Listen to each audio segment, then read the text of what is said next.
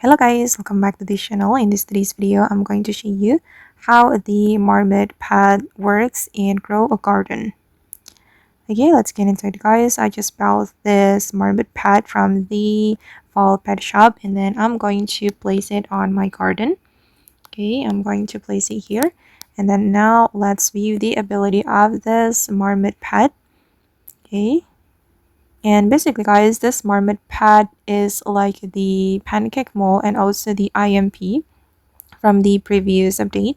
From the very update, we have IMP pad, and if you want to get rewards, you need to find the IMP when the IMP invite you to play.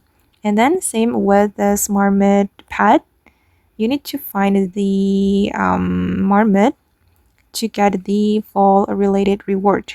And every 8 minutes, it can burrow down in the ground and hide in a random mound. And you need to find the marmot to get reward. And the marmot, guys, can be anywhere. It can be outside your garden. So when you have notification, this notification, guys, you need to immediately find its burrow mound.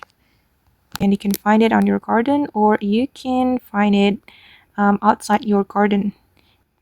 Alright, now I'm trying to find the burrow mound and it's there guys.